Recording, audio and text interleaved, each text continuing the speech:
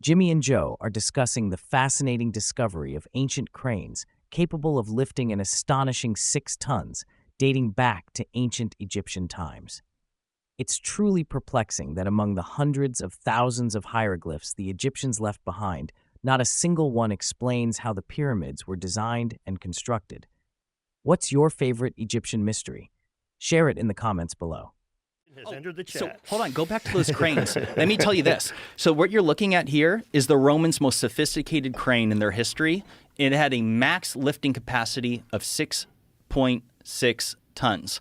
In other words, to lift just one of those trilithon stones, you would need 133 of these, which is obviously completely not feasible whatsoever. You wouldn't have the space to do it, and it's just ridiculous to suggest you would coordinate through 133 cranes around it. So this is what I'm trying to say, is that it's further suggestive evidence that the Romans didn't build it because they didn't have the capability to lift stones of that mass. Yeah, it's still pretty fascinating the Romans were able to build a crane that could lift 6 tons. That's amazing. But not enough to even lift the stones that were inside the king's chamber. Right. So let me put this into perspective. So the largest stones inside the king's chamber of the Great Pyramid are approximately 80 tons imperial. So actually 78 tons imperial or 70 tons metric.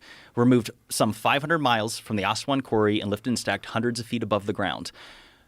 But here's what's wild is that those stones, the largest stones in the Great Pyramid, compared to the trilithon stones are 15 times heavier.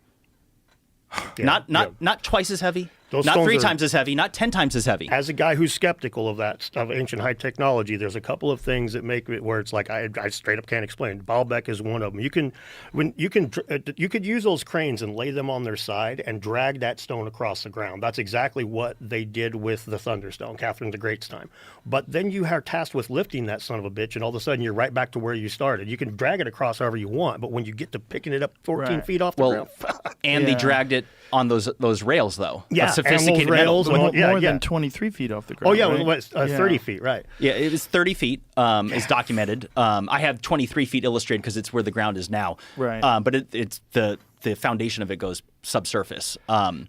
So it's like, with these details, like there's a reason why there is a growing interest in the mysteries of lost ancient civilizations, because smart people of all kinds of walks of life are looking into the nuanced details and realizing like, oh, wait a second. Like when Graham Hancock says that there's a missing chapter of human history, like this is reality. We don't know how they built the Great Pyramid. It is a fact that the Egyptians left us with no explanation of any kind. Out of the tens of thousands of hieroglyphs all over Egypt, not a single one of them describes how they constructed the pyramid or how they cut granite stones.